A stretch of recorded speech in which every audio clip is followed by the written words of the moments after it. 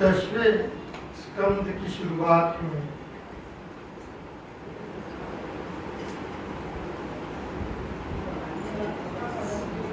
असुर वृत्ति जिन्होंने शापवश या पापवश व्यक्ति दो तरह की वृत्ति से दूसरे जन्म में अधोगति को प्राप्त होता है। इसका सारांश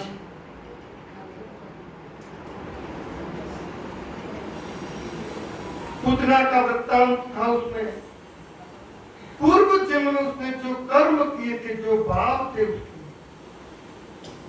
दूसरा जन्म उसको असुर योनि में जाना पड़ा।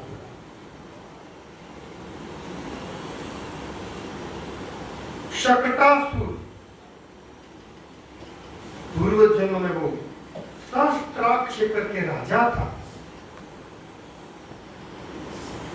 एक राजकुमार होते हुए राज सत्ता,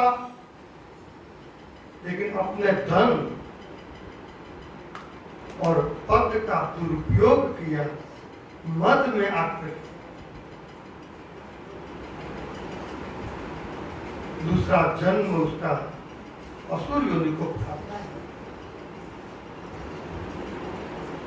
पहले जन्म में जो असुर था हिरण्याक्ष, वो तो समझ में आ जाता, तो तामसिक प्रवृत्ति होती है।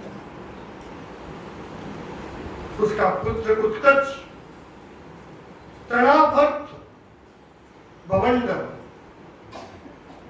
रजोगुण का प्रतीक। रजोगुणी व्यक्ति 3 प्रकार के गुण बताए। आगे की कथा में और भी आएगा विस्तार से। जब मां यशोदा भगवान श्री कृष्ण को उखल से बांध देगी जब, और उनका नाम होगा दामोदर, तो 3 प्रकार के पूर्व के वृत्तांत में सत्व, रज और तम। सत्व गुण हमें कर्म यानी शुभ कर्म में लगाता है, सत्व गुण।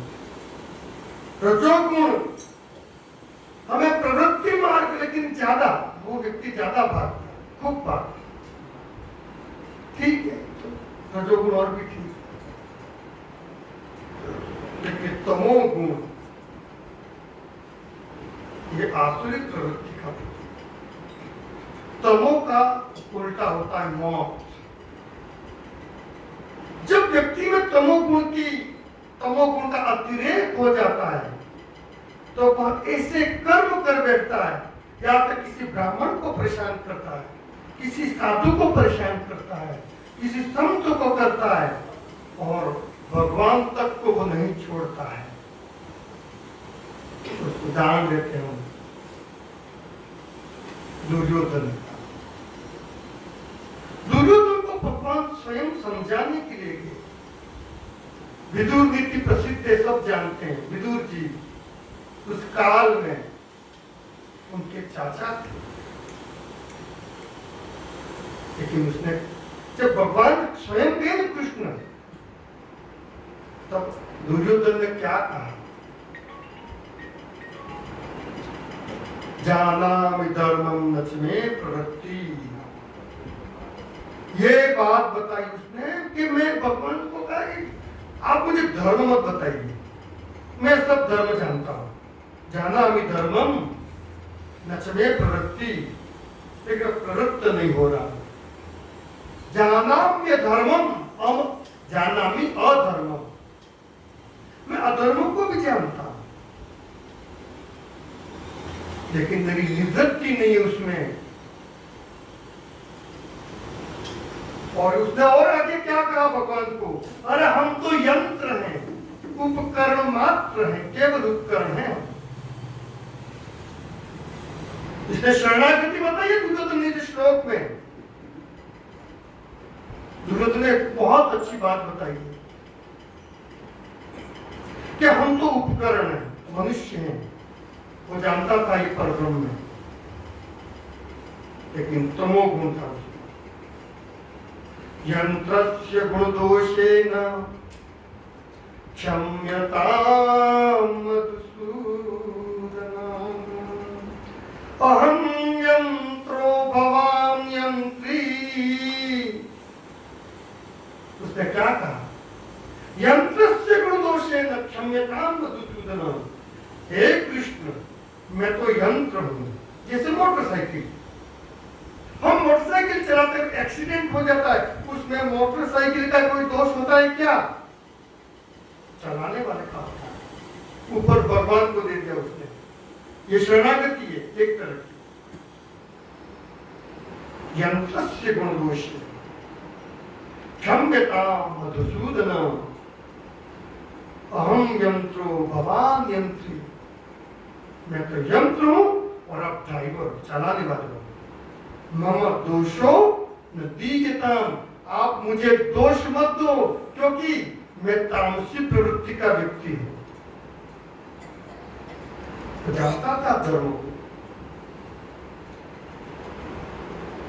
लेकिन जानते हुए व्यक्ति अपराध करता है। क्या हमारे जीवन में हमें नहीं मालूम है हम ये जो कर रहे हैं वो गलत है? 24 घंटे हमारे इतने जीवन में कोई न कोई गलती कर बैठते हैं जानते हुए।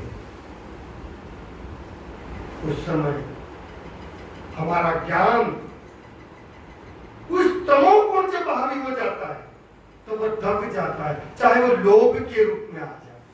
होता है कभी हम जानते हैं यह अपराध, लेकिन मेरे बच्चों के लिए मेरे बच्चे क्या करें, मेरी पिछली पीढ़ी के लिए कुछ छोड़ के जाए, भले कुछ भी हो जाए, भले साधन अशुद्ध हो। रावण भी नहीं जानता था। उसने क्या कहा? उसने भी यही बात बताई।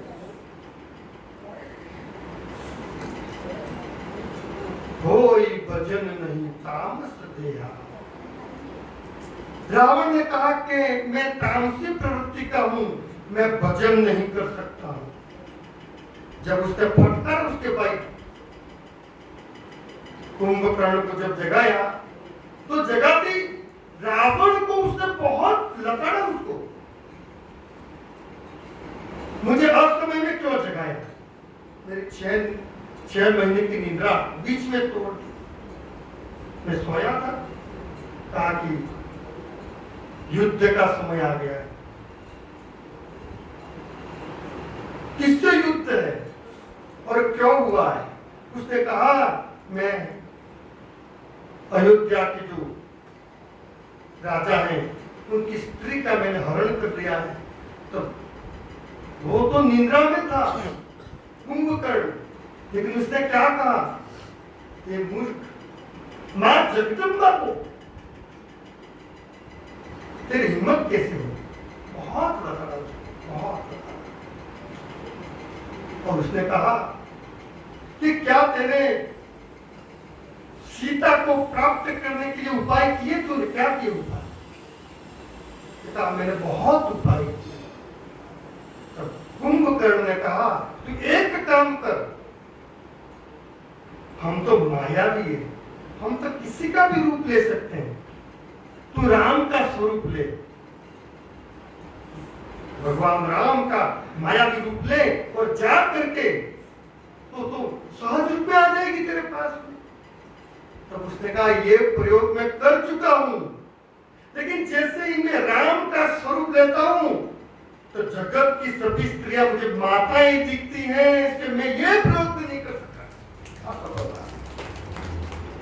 तब उस कुंभकर्ण ने कहा कि मूर्ख, जिसका नाम लेने से, जिसका चिंतन करने से तुझे सभी दुनिया की स्त्रियां मां दिख रही हैं, तो तू जाके स्वयं साक्षात उनके चरणों में जा, तेरा उद्धार हो जाएगा। तब का हम राक्षस है, वो भी उसने उत्तर दिया है रावण ने। रावण जानता था, वो मूर्ख नहीं था। उसने कहा अगर मैं चला गया तो केवल मेरा उद्धार होगा, लेकिन भगवान से युद्ध होगा, ये असुर सब मारे जाएंगे और सभी असुरों की सदगति हो जाएगी, सबकी। उसने सबकी भावना देखी, मेरे अकेले की नहीं। ये जितने असुर है वो तो भक्ति करने वाले नहीं, और इनके लिए मैं ये जो भी कर रहा हूं मेरी समस्त जाति का उद्धार कर दूं और पूरे राक्षस जाति का।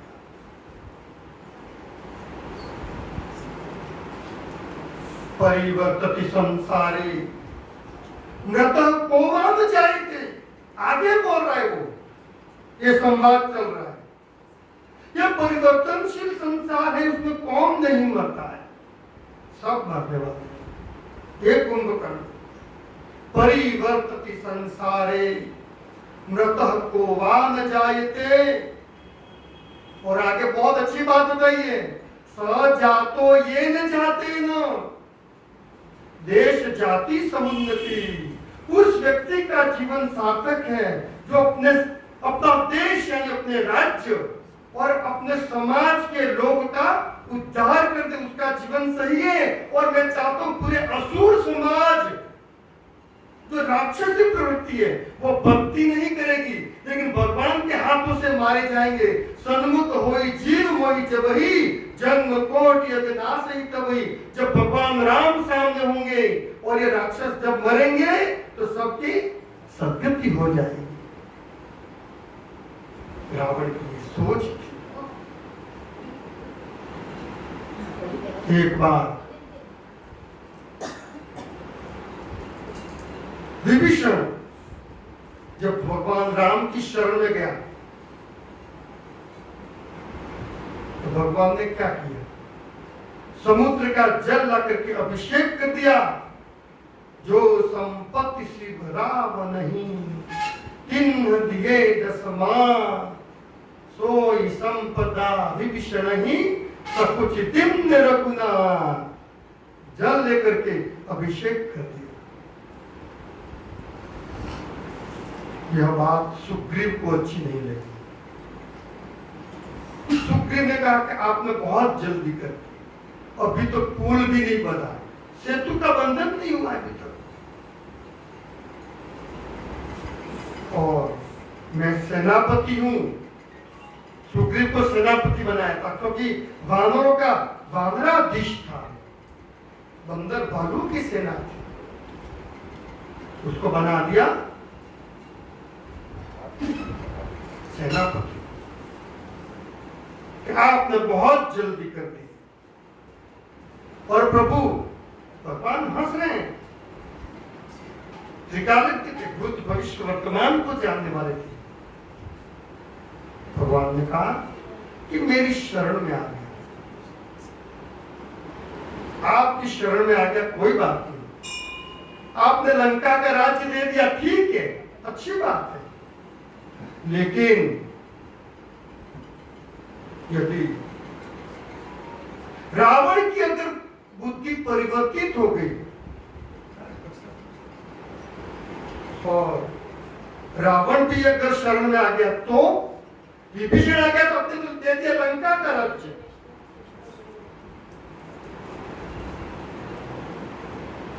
अब तो उदार है, शरणागत वत्सल भगवान।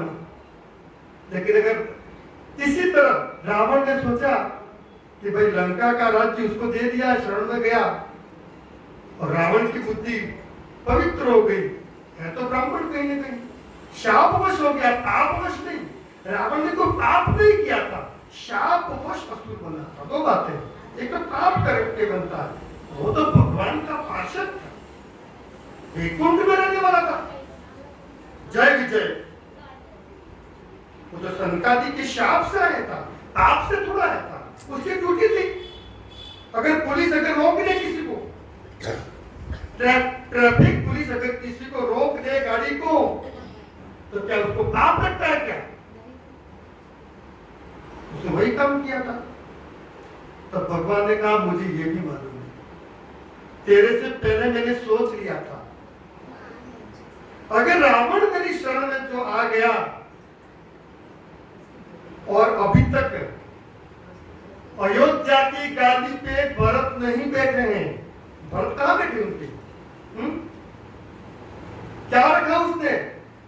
चरण पीठ करु नानिदान के जनु जिमि जामिक प्रजा प्राण के। चरण पीठ भगवान के चरणों की खड़ाऊ रखती थी, वो राजगद्दी पे नहीं बैठे। चरण पीठ करुणानिदान कौन? भगवान श्री राम के चरण पादुका रख दी थी। जनु जिमि जामिक प्रजा प्राण के, जैसे पूरे अयोध्या की प्रजा के प्राण किसके चरणों में थे? भगवान श्री राम के चरणों में। तो कहा कि उस चरणों को ही मैं इस गादी पे रख दूं ताकि राम राज्य सुरक्षित रहे, लोभ नहीं आया। यही तो प्रताप था भगवान का। शाहजहां ने ताजमहल जब बनाया, उसके पुत्र ने उसको जेल में डाल दिया, शाहजहां को, और एक कटोरा दे दिया। तब उसने कहा, धन्य है वो हिंदू,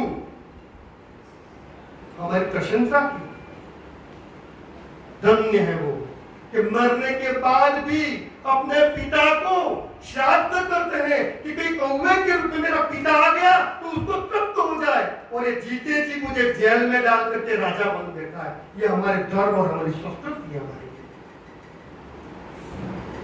भगवान ने कहा कि मैं तो वन का राजा हूं, मैं तो वन में रह दूंगा, लेकिन मैं रघुकुल रीत सदा चली आई, प्राण जाई पर वचन न जाई। मैं अयोध्या का राजा रावण को बना दूंगा और मैं वन में रहूंगा। ये कहते हैं भगवान की शरणागत वत्सल। ये शरण गए प्रभुता हुन त्यागा। दुश्मन का भाई भी आ गया विभीषण, लेकिन शरण में आ गया। उसने कहा, विभीषण ने क्या कहा था? इतनी हृदय पिघल जाए इतना। ये भगवान, मैंने आपकी कीर्ति को सुना है, श्रवण सुजस सुनी आयसु, प्रभु भंजन भव भी। हे भगवान, मैं आपकी शरण आया हूं। दुश्मन, मैं रावण का भाई, मुझे कोई स्वीकार नहीं करेगा दुनिया में, लेकिन मैंने आपके यश को सुना है। श्रवण, मेरे कर्मों ने आपके, और कहां पर? राक्षसों ने सुना है मैंने, यहां पर नहीं, राक्षसों तो नहीं कहते। श्रवण सुजस सुनी आयसु, मैंने आपका यश सुना है और आप शरणागत वत्सल हैं।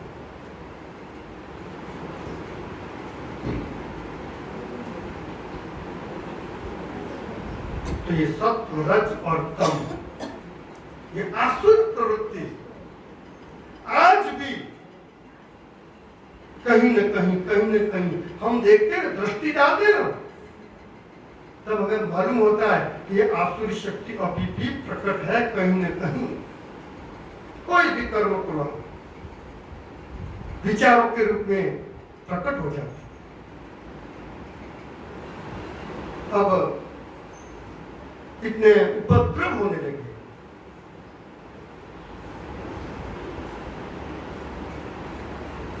भगवान कृष्ण और बलराम का नामकरण संस्कार,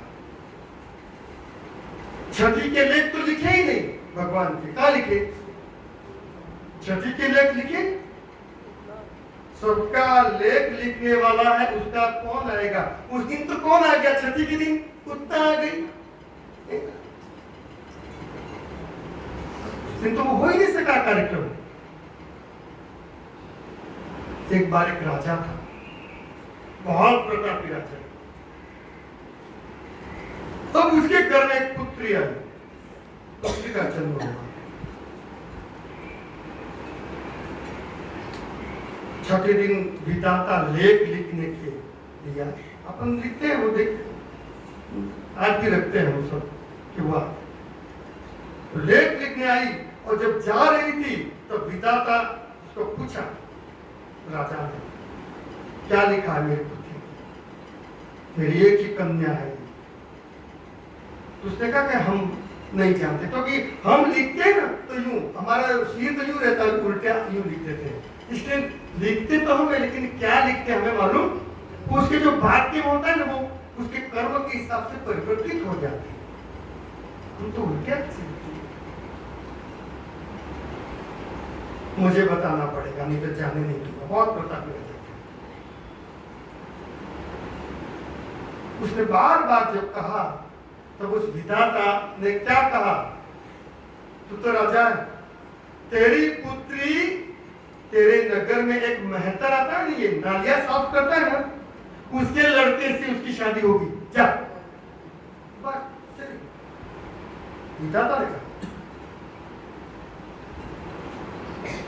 राजा के ये कैसे, उसे पता लगवाया उस नगर में जो उसकी नालियों की सफाई करता था, उसके 4 साल का लड़का था। 4 साल। सैनिकों को कहा इसको उठा करके खत्म करो। जब ये न रहेगा बांस, उसका एक ही लड़का है, उसको मालूम नहीं पड़े। इस प्रकार राजा ने उस मेहतर को अपने भवन में उसकी पत्नी सबको बुलाया, लड़का जैसे अकेला ही रहे घर में, और वहां से उसको सैनिकों को उसको खत्म, बस बात खत्म, निश्चिंत हो गया राजा। उसकी लड़की बड़ी हुई, बड़ी हुई तो थोड़ा अपनी सहयोगियों के साथ कुछ भ्रमण करने के लिए गई। वहां गई तो एक घोड़े पर एक राजकुमार, उसी पड़ोसी देश का राजकुमार था, बहुत सुंदर था। उसको देखकर उस पर वो आकर्षित हो गई। आकर्षित होकर फिर आकर के घर में माँ को कहा कि माँ इस प्रकार का है, और फिर उसका विवाह हो गया। जब विवाह हुआ, सप्तपदी हो गई, सब हो गया सुख शांति पूर्वक। राजा मस्त में क्या, देखो विधाता के लेख हैं, उसको मैंने उलट दिया। विधाता आई उसको, राजा ने कहा कि तुम्हारा तो ये पूरी उल्टा हो गया मामला।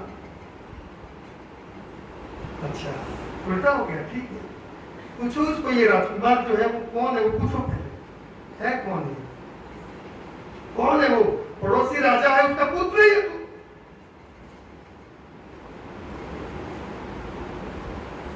राजा को पूछा, राजा था ना, ने समझी, अब समझी कहते, बेवाई को क्या कहते हैं, समझी, देवर को समधन, समधन कहते हैं, यानी कि सास धन देखती है कि धन कितना है, समधन। माँ क्या देखती है पुत्री के लिए कि लड़के के घर वालों के पास धन कितना है, और पिता क्या देखता है, समझी, बुद्धि देखता है, इसमें बुद्धि कितनी है, काबिलियत कितनी है, ये बढ़ता, समझी और समधन, धन देखता है।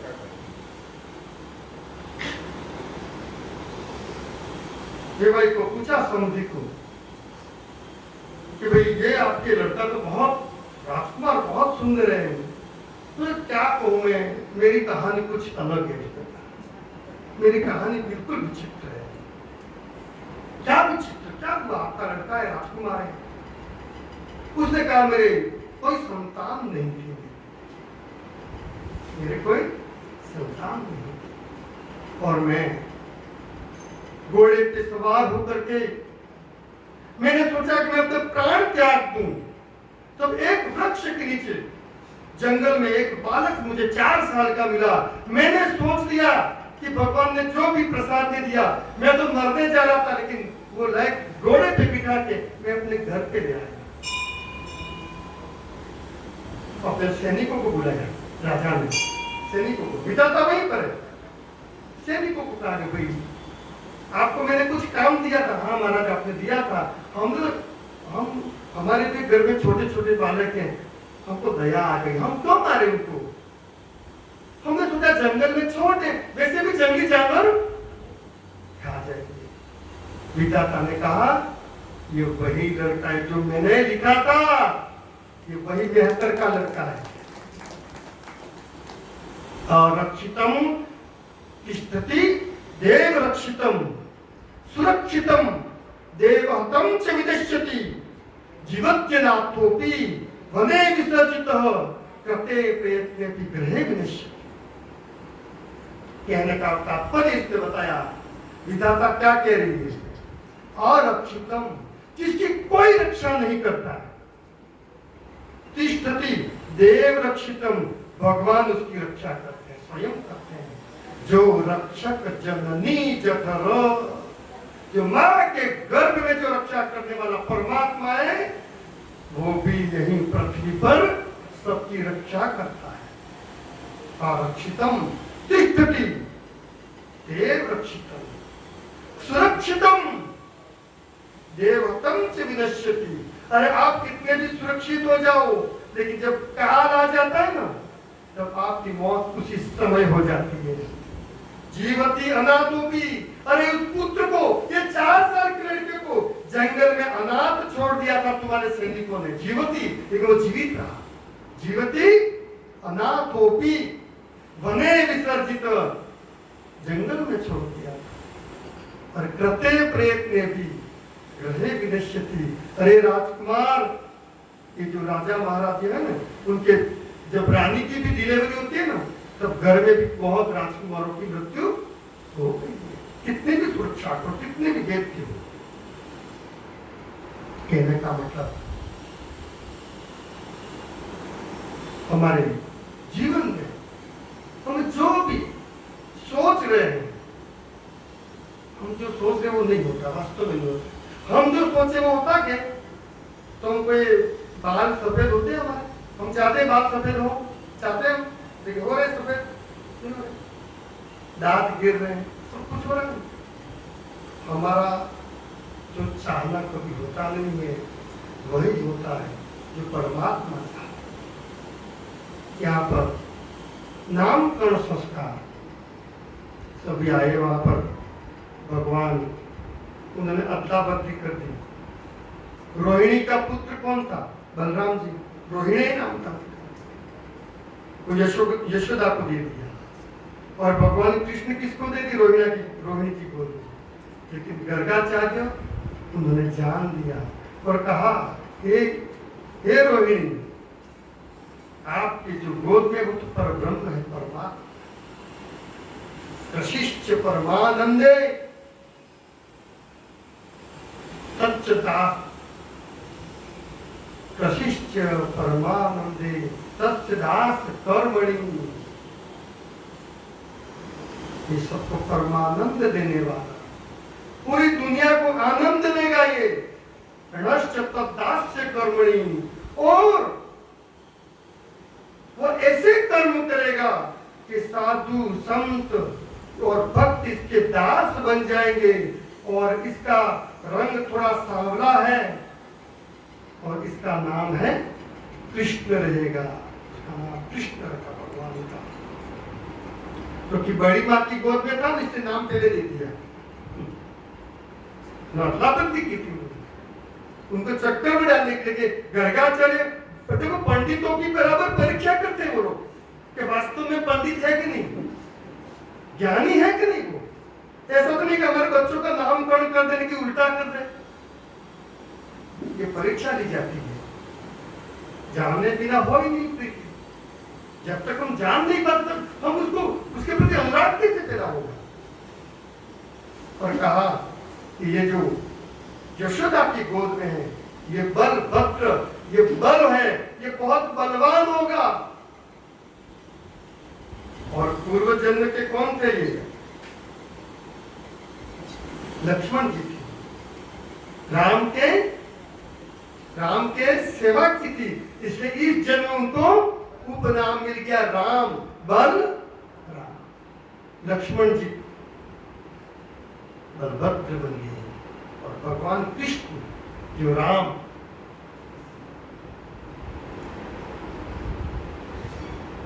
नामकरण संस्कार हुआ। गर्गाचार्य जी उनको भोजन करने के लिए, आपने हमारे बच्चों का नामकरण संस्कार किया है, ब्राह्मण को भोजन कराना पड़ता है। भोजन में गाय की खीर बनाई, क्योंकि घर में उपलब्ध था, और इससे अच्छा भोजन कौन सा होता? भगवान को सुला दिया, और ये जैसे ही भोजन का थाल, वो नहाने के लिए यमुना गए, जिससे वो भोजन बन गया, और जैसे ही उन्होंने आह्वान किया बाल कृष्ण का, आंखें बंद थी, और वहां से पालने से उठ करके भोजन चालू कर दिया, क्योंकि पहले भोग लगाया था भगवान का। मां ने देखा कि ब्राह्मण का भोजन जूठा कर दिया, उसको डांटा और फिर सुला दिया, फिर दूसरा भोजन दिया। सबके लिए खीर बनाई थी, लेकिन पहले ब्राह्मण भोजन करे, इसके बाद सब भोजन। अब तो सब लोग पहले भोजन करते, ब्राह्मण को नाट में मिलता है, महाराज को तो ऐसे ही होता है, शादी ब्याह में भी होता है। लेकिन पहले हमारे क्या होता, हमारे बाड़ी में होता सबसे पहले पंडित जी के लिए रवा शुद्ध घी का, है ना, वो निकाल देते थे पहले, क्योंकि भोजन नहीं करते वो, और वो रवा जो था ना शुद्ध घी का वो, और उसके बाद में जो सामग्री चावल है, दाल है, वो पहले वहां भिजवा करके फिर यहाँ भोजन पहले ब्राह्मणों को दिया जाता है। लेकिन अब उल्टा हो गया, अब सब जातियां जमी, सब जातियां, और लास्ट में ब्राह्मण को वो तो था, तो बात ही नहीं, दक्षिणा भी रह जाती बहुत बात, याद करते कभी कभी इनकी बात की,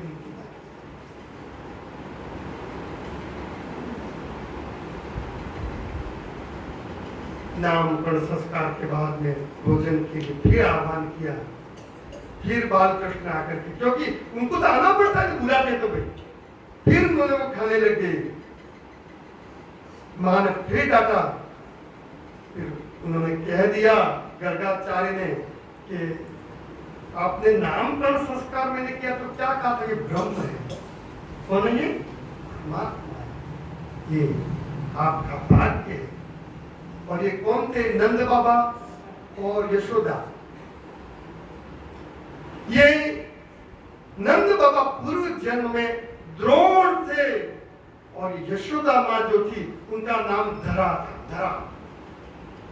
उन्होंने तपस्या की थी, फिर उन्होंने कहानी पूरी सुनाई कि आप लोगों ने, हमारे घर में ब्रह्म आ गया, होता कि ये है कि नहीं, कभी कोई होता है उनको, हम मूल्यांकन नहीं कर पाते, ब्रह्म की स्थिति है। तब कहा ये तो ब्रह्म है, और कौन है ये? जनानाम कर्षति। अब ये गर्गाचार्य जी भोजन का थाल रह गया वहां पर, और प्रवचन चालू हो गया।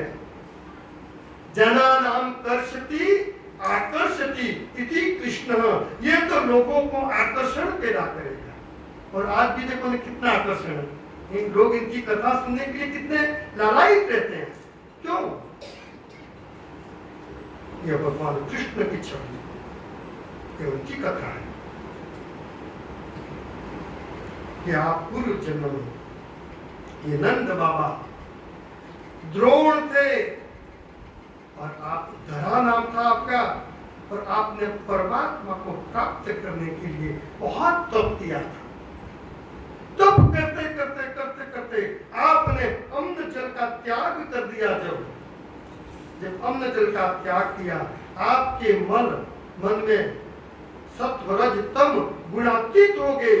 तब कहा भगवान स्वयं प्रकट हुए श्री हरि, और कहा कि तुम गुणातीत हो गए, और परमात्मा स्वयं अगोचर है, वो गुणातीत है। सत्व रज और तम गुण जहां व्याप्त नहीं होते हैं, उसको कोई काल, उसका बाल भी पाका नहीं कर सकता है, वो काल का भी काल है। आपने मांगा था भगवान कि प्रभु आप मेरे घर में आपके जैसा पुत्र चाहिए। तब भगवान ने कहा कि मेरे जैसा तो कोई हो नहीं सकता है, मैं स्वयं आपके घर में आऊंगा, मेरी कुछ लीलाएं बाकी, ये वही ब्रह्म है। तब कहा, उन्होंने कहा ये अब गर्गाचार्य ने फिर वो प्रसाद लिया, भोजन दिया, उन्होंने पूरी बात बताई। लेकिन ये माया क्या है कि एक बात उस समय तो हुआ, लेकिन जैसे अपने माया में चली गई, फिर वो ब्रह्म को भूल गया। भगवान विस्मृत कर देता है, विस्मरण। और एक बात ध्यान रखना, भगवान ने हमको ये विस्मरण यानी भूलने की आदत नहीं होती ना, तो लोग पागल हो जाते। भूलने की आदत भगवान ने रखी। अगर हमने हमारे जीवन में जितनी घटनाएं वो भूलते जाते हैं, नई घटनाएं आती रहती है, इसलिए हम जी रहे हैं। तो ये दिमाग हो जाता है। मोबाइल में क्या होता है, मैसेज डिलीट नहीं करते तो हैंग हो जाते हैं, वो काम नहीं करता है। बहुत से लोग क्या करते हैं, सब पुरानी बातें याद करते हैं, ये नई बातें आती नहीं है। बहुत से लोग होते हैं उस बात को पकड़ के रखते हैं कि उसने मेरे साथ ऐसा किया था, अब मैं देख लूंगा। ये गांठ बांधते हैं, गांठें बांधते हैं जो, वो रोगी भी ज्यादा रहते हैं, वो बीमार ज्यादा रहते हैं। क्या रहते ये ज्यादा इस प्रकार की जो सोच रखते हैं ना, बदले की भावना जो रखते हैं, वो रोगी ज्यादा होते हैं। क्योंकि बदले की भावना मन में होती है और पहले मन बीमार होता है, शरीर पर उसके रोग के लक्षण प्रकट होते हैं। ये आयुर्वेद भी कहता है, ये धन्वंतरी काल से होता है। इसलिए कहा है कि बयरुन कर काहू सन कोई, किसी से बैर मत रखो। राम प्रताप विषमता कोई, और भगवान राम का जब अनुग्रह होता है, कृष्ण का अनुग्रह होता है, तब ये विषमता दूर हो जाती है।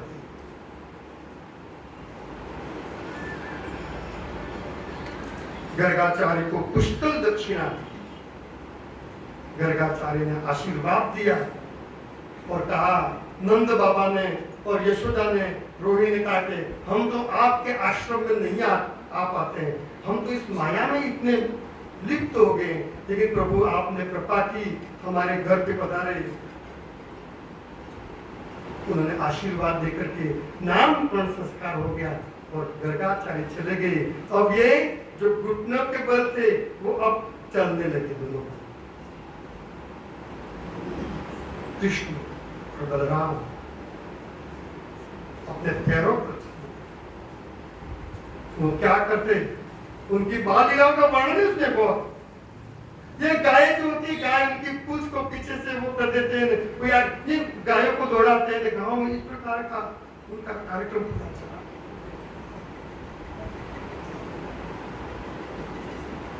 सबको ऐसी ऐसी हरकतें करते हैं, कभी तो लोगों को मजा आता है और कभी शिकायतें आती करते। कृष्ण और बलराम, एक बार भगवान श्री कृष्ण उन्होंने मिट्टी चखी, मिट्टी का बलभद्र ने, और जाके मां से शिकायत कर दी कि तुम्हारा लाला दही और मक्खन के साथ में मिट्टी भी खाने लगा। मिट्टी का स्वाद चखा है। ब्रज, उसका नाम क्या है? ब्रज, ब्रह्म रज, ब्रह्म रज। मां ने कहा कान पकड़ के, तू मिट्टी खाता है? तो मना किया, नहीं खाई। बता तेरा मुंह बता। और जैसे मुंह खोला, पूरा निखिल ब्रह्मांड, सूर्य चंद्र और ब्रह्मांड के पूरे सितारे भगवान के मुख में, तो सभी ग्रह घूम रहे थे, नौ ग्रह सब ब्रह्मांड देखा। मां तो चकित हो गई, ये क्या हो रहा है।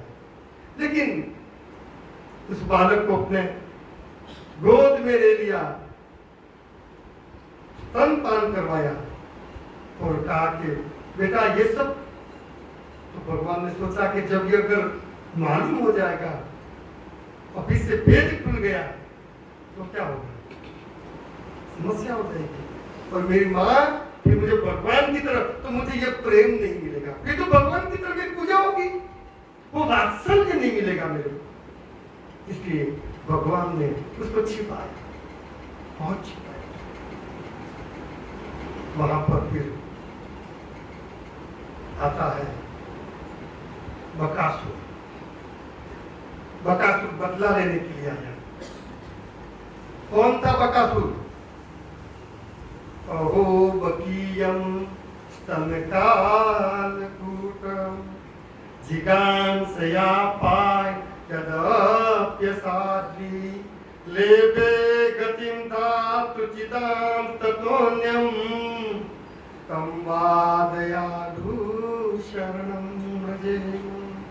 पूतना का भाई था, पूतना मर गई। शकटासुर वो भी भाई था उसका, एक भाई और बहन मर गई। बकासुर ने सोचा अब मैं उसको जा करके खत्म कर दूं, उस बालक को आया बकासुर। जैसे कोई बहुत बड़ा, जैसे इंद्र ने पहाड़ के पहाड़ जब उनके पंख काट दिए, उस पहाड़ के जैसा तो उसका अपना शरीर था और बहुत लंबी चोंच थी उसकी। और ब्रज में आकर के यमुना के तट पर जहां पर ये ग्वाल बाल खेल रहे थे वहां पर आ गया। ग्वाल बाल सोच रहे थे ये पहाड़ी के अंदर ये वो चोंच बहुत खड़ा थी उस राक्षस को, तो खेल खेल में वो पहुंच गए वहां ग्वाल बाल। और उसे मालूम था कि ग्वाल बाल तो कोई वैर था ही नहीं, उसको किसको पकड़ना था? कृष्ण को। तो उसने बुला रखा, उसको आने दो, क्योंकि वो इसको बचाना आएगा, सबका मुखिया था। टीम बनाई थी उसने, चोर मंडल। कौन सी टीम बनाई थी? चोर मंडल। हर जगह जा करके, और गुप्तचर उसके घर का ही, भाई तेरे घर में मक्खन कहाँ छिपाया है, दूध कहाँ रखा है, दही कहाँ रखा है, वो उसके घर का बेदू वो लेता था। फिर घर का बेदू सब पूरी टीम थी। ये क्यों करते थे वो भी प्रसंग बताएंगे कि मल्टी फोड़ क्यों होती है।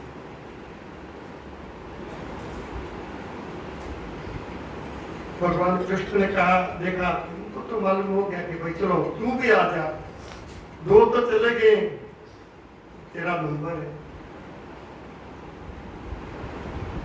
जैसे वो आया, भगवान कृष्ण ने वहां उसके उदर में प्रवेश किया और उसने अपने दाढ़ों को चिपका दी। लेकिन भगवान कृष्ण ने ऐसी लीला की, क्योंकि तो अष्टनिधि और नवनिधि के मालिक थे, बताया थी मैंने कि वो हमारे पंड्या साहब कहते, यशवंत जी पंड्या के, नहीं मुझे एक बार मुझे फिर सुनना कि अष्ट सिद्धि और नवनिधि क्या है।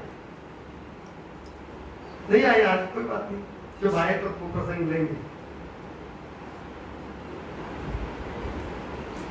भगवान ने अपना विराट स्वरूप लिया, कृष्ण भगवान कहते गीता में नहीं कहते 11वें में,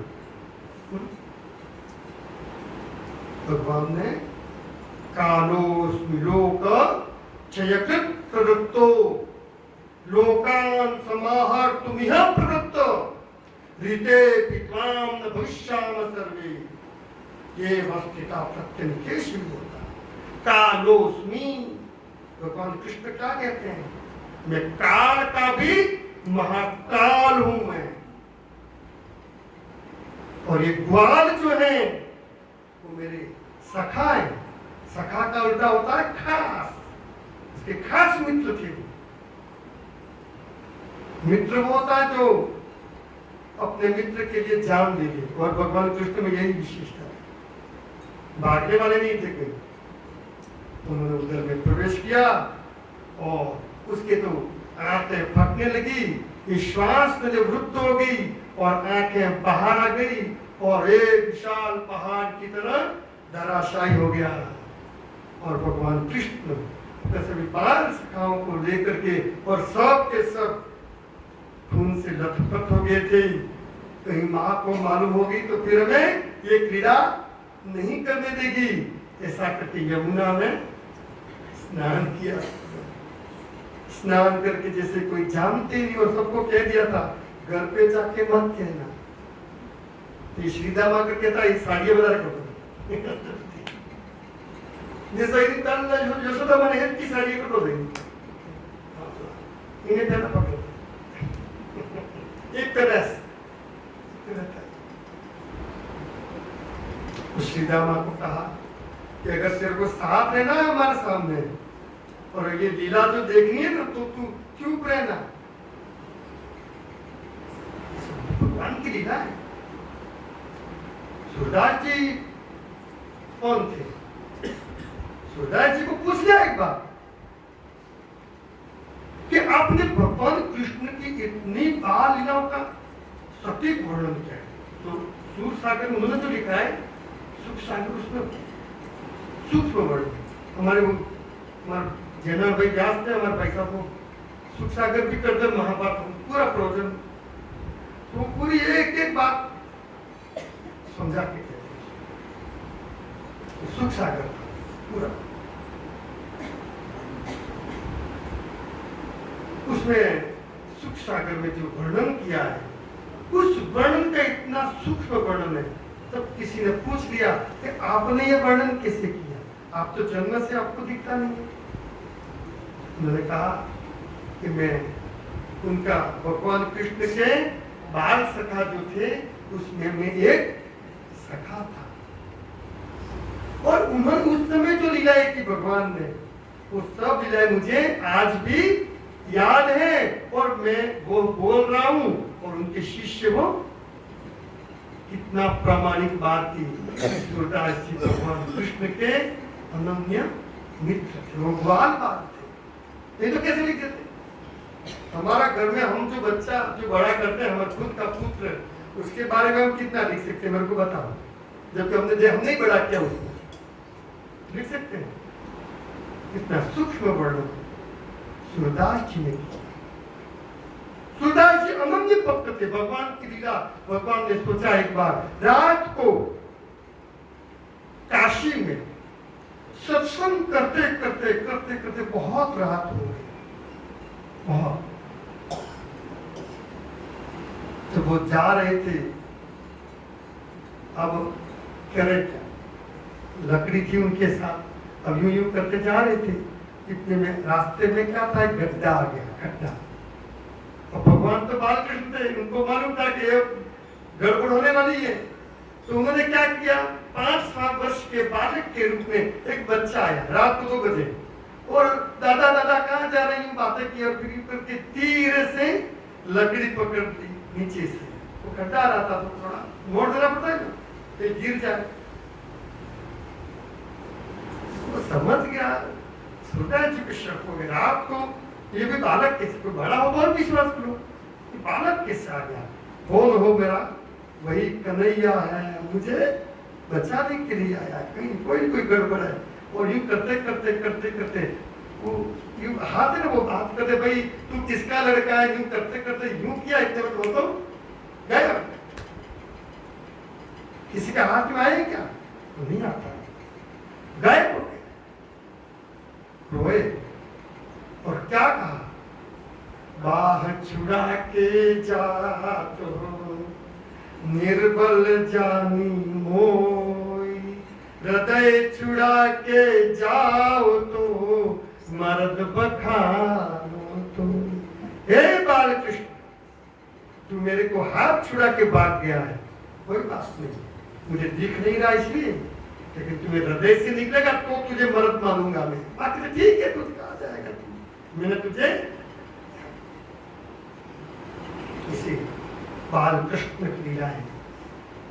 ये सब उत्पात हुए, जब ज्यादा उत्पात होने लगे, तब नंद बाबा ने कहा अब हमें यहाँ गोकुल में नहीं रहना, हो गए, क्योंकि उनके अब कहाँ जाना है, रास लीला में भगवान को जाना है, वो तो चले ही, वो तो चले व्यक्ति वाले एक जगह थोड़े, वो रहने वाले नहीं।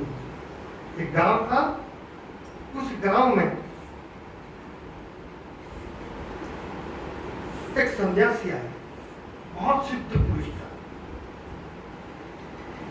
तो गांव वालों ने उसको कुछ भी नहीं दिया, कुछ भी भिक्षा में। तो उसने कहा बसे रहो बसे रहो बसे रहो। और एक गांव में गए, आस में तो लोगों ने बहुत दिया, बहुत दिया। उसने कहा साधु ने उजड़ जाओ। तो शिष्य ने पूछ लिया, आप महात्मा बहुत गजब थे, जिसने आपको कुछ नहीं दिया उसको कहा बस जाओ, बसो, और जिसने दिया उसको उजड़ जाओ। तो उसने कहा कि ये कैसे लोग किसी को देते नहीं है, इसको देने वाले भी नहीं है। ठीक है, तो यहाँ बस तो तुम्हारी उनके यहीं पर रहेंगे, ये दुष्ट प्रवृत्ति के लोग हैं। अगर दूसरे गांव में जाएंगे दूसरों को परेशान करेंगे। ठीक है, तो यहीं रहेंगे तो सब एक से चलेगा। और ये सज्जन लोग अगर बिखर जाएंगे ना तो दूसरों का भला करेंगे। इसलिए उन्होंने कहा कहाँ पर चले जाओ, कहने का। अब भगवान एक और मेरे को कहा जाना है, वृंदावन जा। ये 10 वर्ष 58 दिन के हो गए भगवान। कितने दिन हुए? 10 वर्ष। हाँ, एक पकड़ क्योंकि हमें अब समय इतना मिल गया तो क्यों लाभ नहीं ले लूं? नहीं तो पता ना, तो ये तो 120 की स्पीड है मेरे पास तो भगवान की। लेकिन सब माताओं का आशीर्वाद भी मुझे लेना है कि यूं आशीर्वाद के बिना कोई काम नहीं होता है, ये ध्यान रखना है। भगवान बन जाए तो कृष्ण, उन्होंने भी माता पिता का आशीर्वाद किया तब द्वारकाधीश बने। ऐसे थोड़े बने कोई, सबसे पहले क्या किया भगवान ने? माता पिता का आशीर्वाद लिया। आया इसमें 5 पुरुषार्थ ध्रुव ने किया था, जिसे माता पिता का आशीर्वाद, दूसरा गुरु कृपा। नारद जी मिले, फिर रिपीट कर रहा हूं मैं थोड़ा प्रसंग को। सबसे पहले किसका आशीर्वाद चाहिए? दूसरा किसका चाहिए? गुरु। तीसरा पुरुषार्थ। देखो आशीर्वाद तो गणती है, तो भगवान ने सब बगाड़ी, सब सोचते कि भगवान फर्स्ट कर देते, मुझे बगाड़ते गणती है। राम राम सब कोई कहे, ठग ठाकुर और चोर, सब राम राम करते हैं। बिना प्रेम रीजे नहीं, तुलसी नंद किशोर। भगवान पुरुषार्थ, भगवान कृष्ण ने पुरुषार्थ किया नहीं किया? पुरुषार्थ कितना किया? कितनी बटकियां फोड़ी? मामूली काम है। कितना ऊंचा चढ़ना, ये कोई कम पुरुषार्थ थोड़ा? पुरुषार्थ ही। चौथा प्रारब्ध और 5वीं है अंत में प्रभु कृपा। अब भगवान ने सोचा अब 11 वर्ष से देखो उनकी लीला कितनी है। वो वहां से फिर आके कहा जाएंगे? वो वृंदावन से फिर कहा जाएंगे? मथुरा लीला।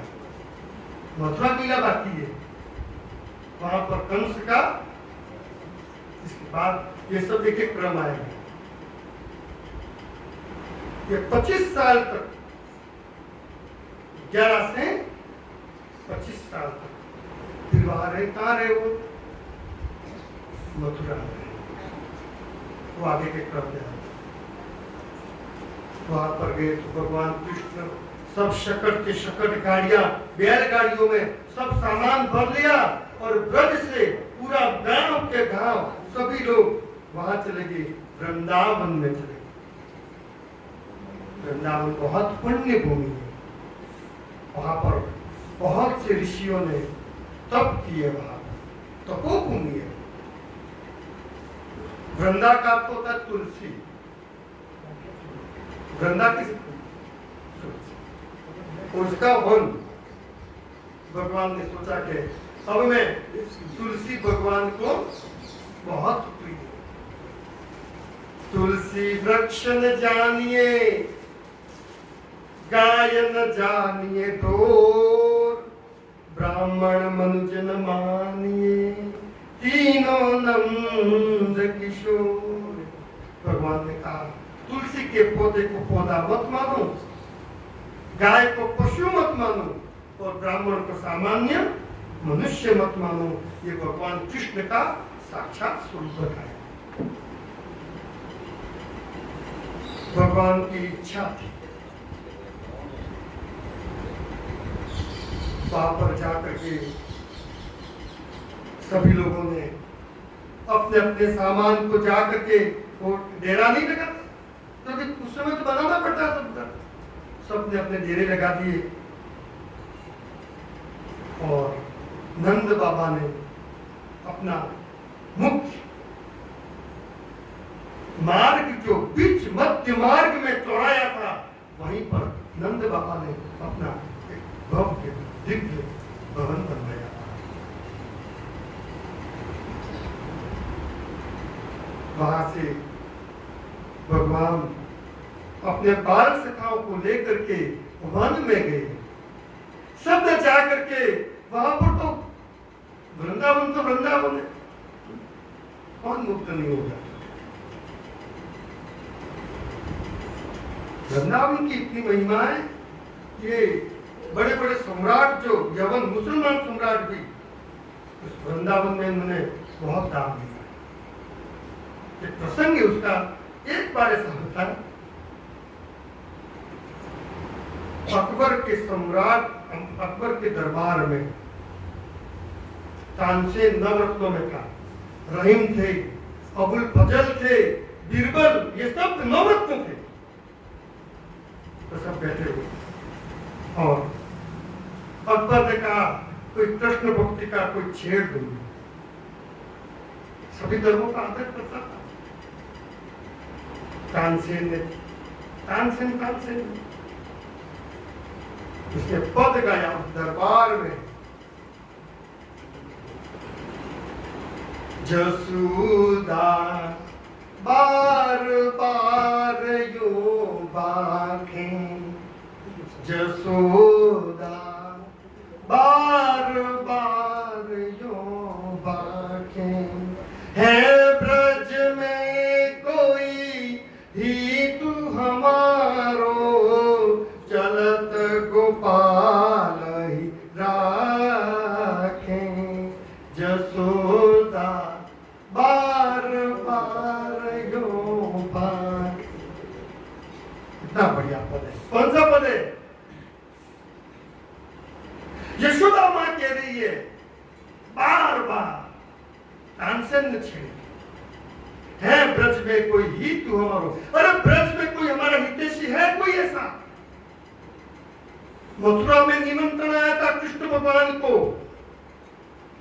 अक्रूर निमंत्रण दे के आया था, जाओ वहां पर, बुलाया, कंस ने बुलाया और मां नहीं चाहती थी कि वहां जाए हमारा बाल कृष्ण। तब कहा कि है ब्रज में कोई ही तू हमारो, चलत यानी जाते हुए कृष्ण को रोक लो। ये अर्थ पूछा। पूरे दरबार में नवरत्न बैठे हुए थे, बहुत तात्विक चर्चा है, बाल लीला भगवान कृष्ण लगाते हैं, प्रसंग है। जसोदा बार बार ये बात है। अब ये कौन थे? जो गीत गाने वाले जो होते हैं ना, उनको बार बार ख्याल रखना पड़ता। उसका अर्थ, अबुल फजल जो थे वहां नवरत्न में, वो शायर थे। उन्होंने कहा कि यशोदा का बार बार का अर्थ उन्होंने लगा दिया बाल बाल, यानी यशोदा जो है उसका रोम रोम ये कह रहा है कि कृष्ण को जाते हुए कोई रोक लो। बार बार का अर्थ क्या लगा दिया? बाल बाल, यानी कि प्रत्येक युवा कह रही है, नहीं अपने रोंगटे खड़े हो जाते हैं जब कोई अपना प्रिय जब चला जाता है ना कहीं, तब हमारा रुआ खड़ी हो जाती है।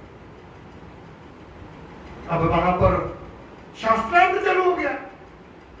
बीरबल तो बहुत विद्वान थे। बीरबल ने कहा कि इसका अर्थ ये बार बार भी नहीं है और बाल बाल नहीं है। तो अकबर ने कहा तो उसका अर्थ क्या हुआ? यशोदा द्वार द्वार यो बांके, यशोदा प्रत्येक द्वार पे गई, यहाँ गई वहां गई, मेरे कृष्ण को रोक लो, तुम जाकर समझाओ ना। प्रत्येक द्वार पे गई। यशोदा द्वार द्वार यूं बात, ये बिल्कुल बोला, है ब्रज में कोई ही तू हमारो, चलत गोपाल हीरा। मेरे जाते हुए कृष्ण को कोई रोक ले। मां चाहेगी मेरा पुत्र चला जाए उस राक्षस के पास, और अभी बालक की उसकी उम्र क्या है? वो 12 साल की उम्र नहीं थी भगवान की, मेरा बालक है। और वहां पर रहीम जी थे, सब होते, उनको भी नहीं जमा। रहीम जी खड़े हो गए। कौन से? रहीमन जागा नवरत्न में थे। उन्होंने कहा मुझे ये शब्द बीरबल का नहीं जचा, तो अकबर ने कहा और आप तो बता दो। यशोदा रो रो के कह रही है, बार बार का अर्थ क्या लगा दिया, मां तो रोती है ना भाई, अपना पुत्र चला जाए क्या करती है? उसके और साधन थी क्या, रोना ही। यशोदा रो रो के कह रही है कि जाते हुए कृष्ण को कोई रोक ले। तब तो अकबर का भी चक्कर लग गए, ये इतने विद्वान पैदा हो गए मेरे दरबार में, शास्त्रार्थ हो गया। इतने में वहां पर एक ज्योतिष बैठे थे पंडित जी, वो खड़े हो गए। मैंने कहा मुझे ये शब्द आप सब लोग कह रहे कि मुझे नहीं जचा। पंडित जी अब आप बता दो।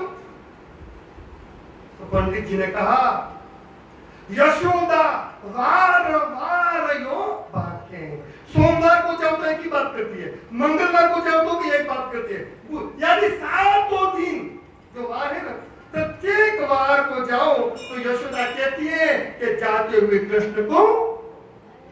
अब ये भगवान की बात तो दरबार में भगवान कृष्ण छा गए पूरे दिन। यवन दरबार, मुस्लिम दरबार में अब भगवान कृष्ण की चर्चा होने लगी।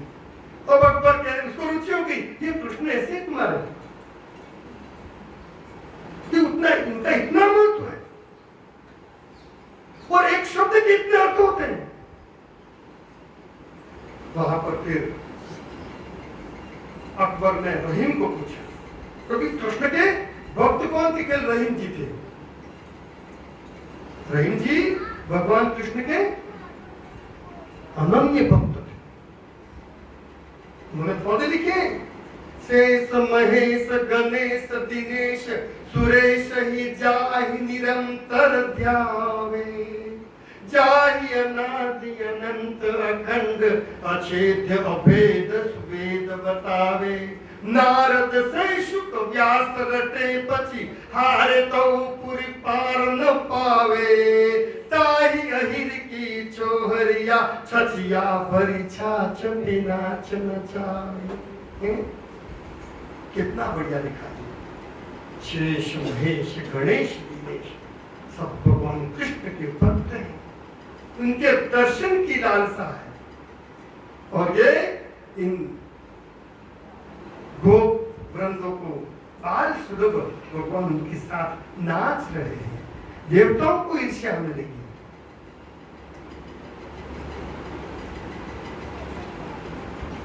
तो कहा, रहीम जी खड़े हो गए। अकबर ने कहा मुझे आप पूरा बताओ ये क्या माजरा है।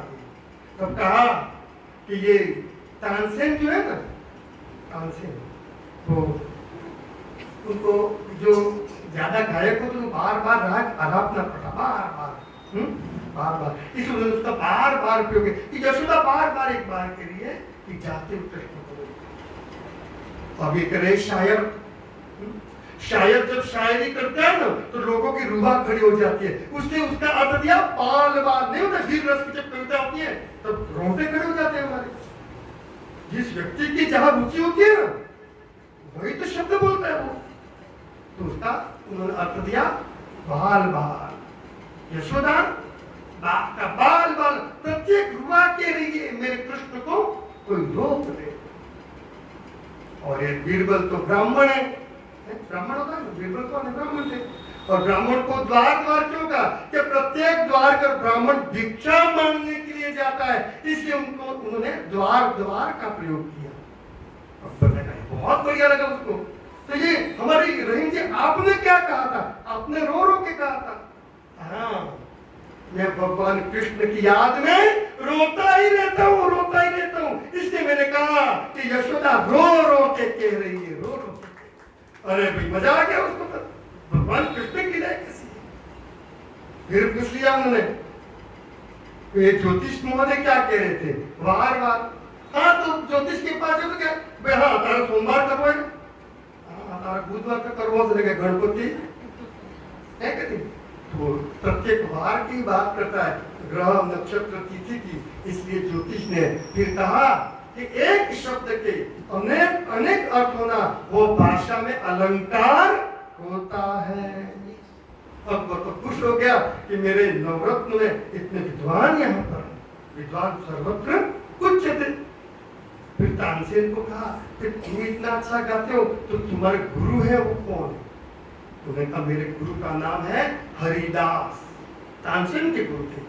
और वो कहाँ रहते हैं? वो वृंदावन में रहते हैं। कहाँ रहते हैं? और कुटिया बना के रहते हैं। तो चलो अपन चाहते हैं और मुझे वो सुनना है, उनका सुनना है। जब तू शिष्य ऐसा है तेरा गुरु कैसा हो?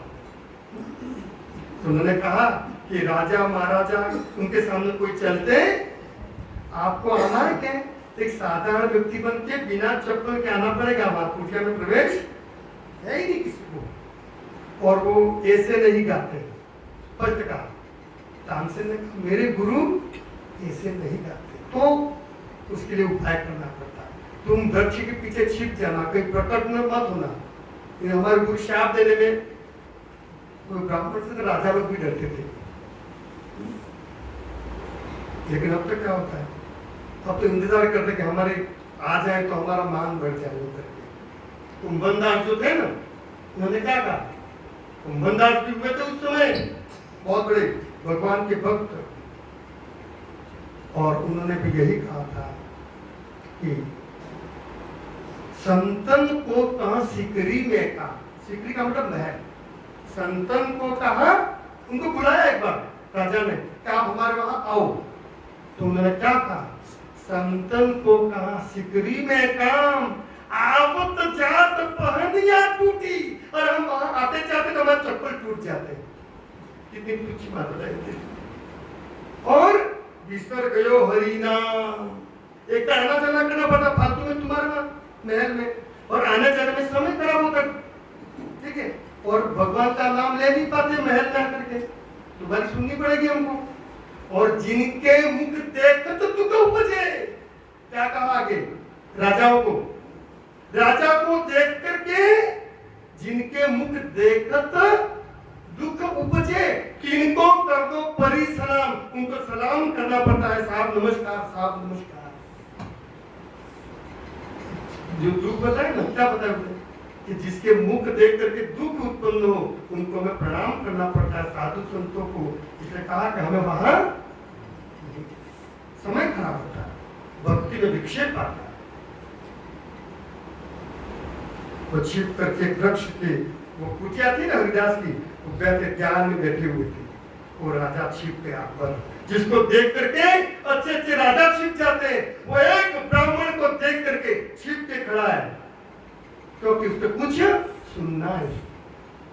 और अब उसको गुरु जी को बुलाना था, किसे बुलाना? उसके आइडिया शिष्य के पास होती है। उन्होंने गीत गाया, वो भजन गाया, भजन। और भजन का जो राग जो था उसने उलट दिया थोड़ा। वो गा रहा था कान से, तो गुरु जी ने ऐसे थोड़ा गाते। गुरु जी ने क्या कहा? तो गुरु जी कैसे गाते हो? नीचे तानसेन को, और फिर अपना राग छेड़ा उनके हरिदास। वृंदावन में मंत्र मुग्ध हो गया राजा। और राजा ने जो राजशाही जो इत्र था, इत्र बहुमूल्य इत्र जो उसकी रानी को भेंट करता था शुभ अवसर पर, वो उसने इत्र दे दिया उस तानसेन को, गुरु जी को। और गुरु जी तान में मस्त थे और बहुमूल्य इत्र दिया और उन्हें फोड़ के फेंक दिया मिट्टी में। फिर दूसरा दिया, दूसरा फोड़ के फेंक दिया मिट्टी में। अकबर के लिए क्या हो रहा है? तानसेन ने कहा अभी बोलने की बात पूरा। वो तो राजा तो बस वो इत्र गया, उसकी कोई चिंता नहीं है, मंत्र मुक्त हो गया। फिर धीरे से गुरु जी को कहा कि आपको मिलने की दास आया। हाँ बोला भाई आया। तो वो साष्टांग प्रणाम किया अकबर ने, मिट्टी थी पीछे। फिर उसने कहा कि गुरु जी एक प्रश्न है मेरा, तो आपको बहुमूल्य इत्र दिया था पर आपने तो मिट्टी में डाल दिया उसको। तो उसने कहा चल कुटिया में लगे। हरिदास कहाँ लगे? कुटिया में। और कुटिया में पूरी इत्र की खुशबू कुटिया में आ गई थी। उन्होंने कहा मैंने गीत के माध्यम से इस इत्र की खुशबू को मेरी कुटिया में मेरे भगवान कृष्ण की मूर्ति है वहां पर समर्पित कर दिया था। ये बताइए, राग महाराज जब गाते थे ना तब बादल आ जाते थे, राग दीपक गाते थे तो दीपक जल उठते थे। ये हमारी बाप की संस्कृति थी। भगवान कृष्ण को कौन नहीं चाहता कि गुरु जी मुझे कुछ सेवा करनी है और फिर कह दिया ये तो बादशाह है। अच्छा बादशाह है। दिव्य दर्शन कराए अकबर को हरिदास ने, सत्य घटनाएं लिखित। ये अकबरनामा जो है उसमें है, ये पूरा वृत्तांत है, ये कोई ऐसी बात नहीं है ये। तो यहां बोलते हैं तो उसके प्रमाण चाहिए, फिर स्वाभाविक है। और उन्होंने कहा कि अकबर को तुझे सेवा करती है तो जब वृंदावन का जो हमारा घाट है ना, जो भगवान कृष्ण ने बनवाया, उसका एक कोना टूट गया, छोटा सा, क्या बस उसका पुनरुद्धार कर दे। कोना, ये सीढ़ी आती है क्या, इसकी कोना टूट गया है। गुरु जी कोई ये पूरे बादशाह है, थोड़ा कोई बड़ा काम बताओ। नहीं ये इतना कर दे तो भी काफी है।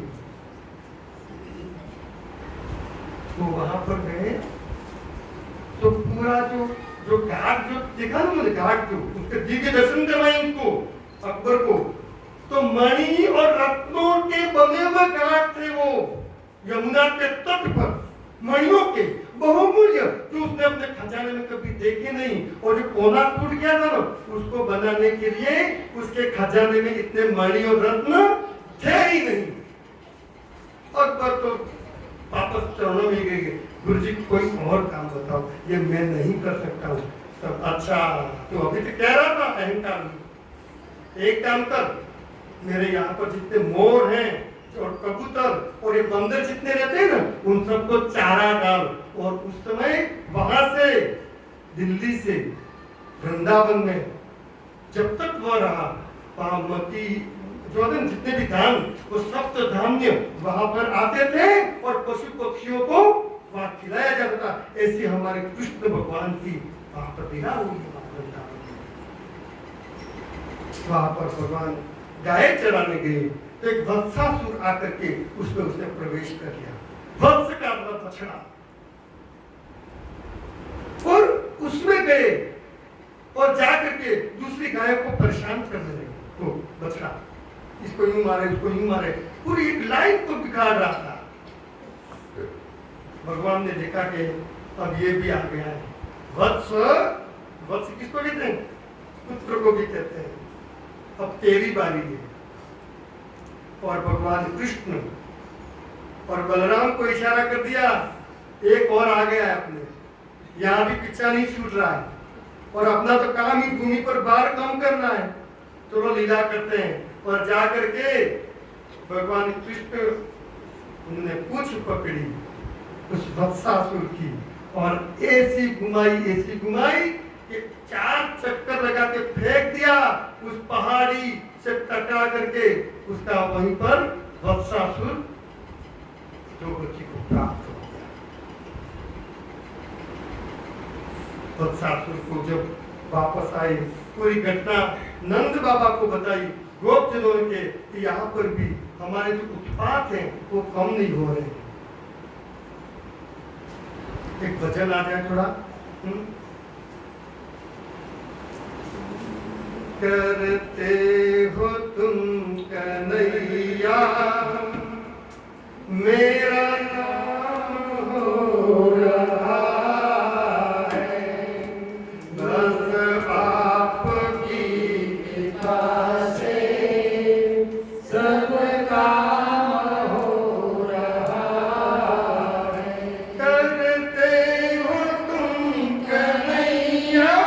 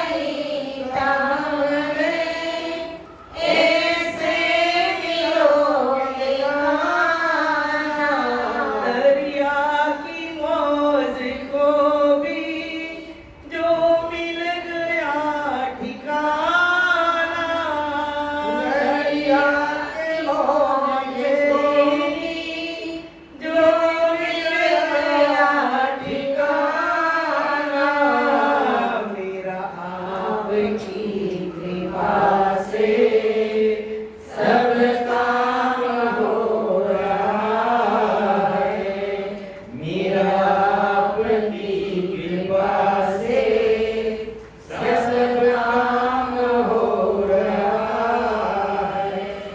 करते हो तुम कन्हैया, मेरा नाम हो रहा है।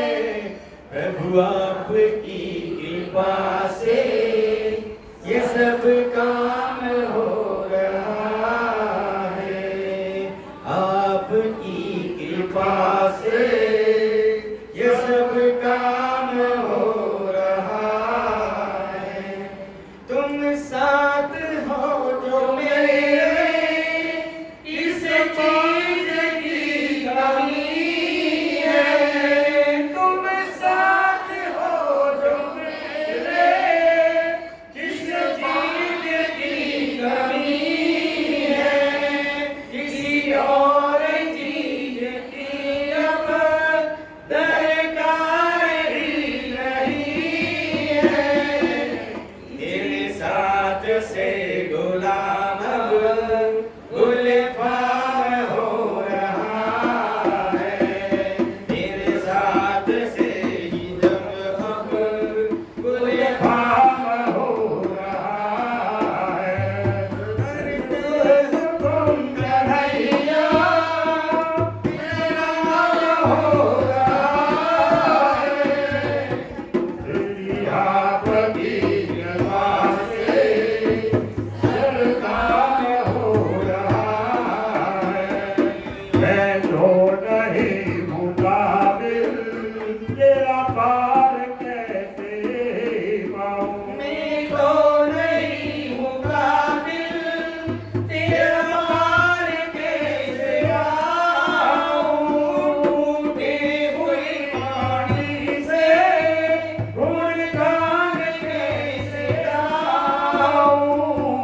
तेरी प्रेरणा से ही सब ये कमाल हो रहा है।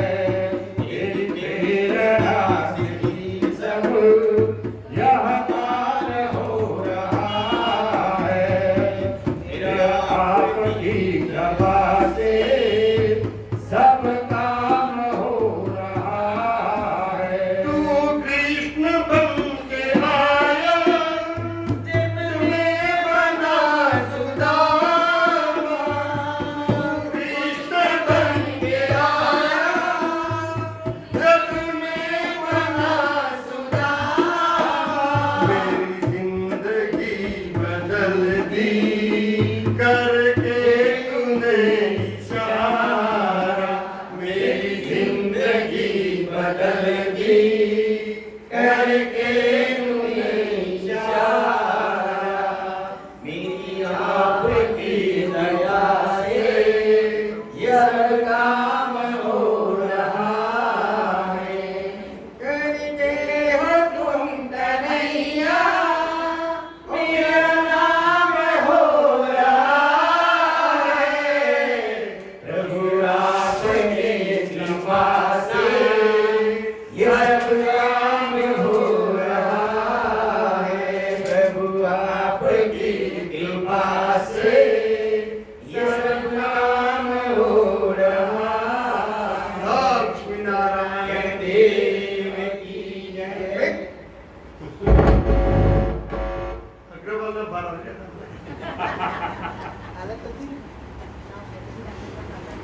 तब वत्सासुर के बाद में अब कथा आती है अगासुर। अगासुर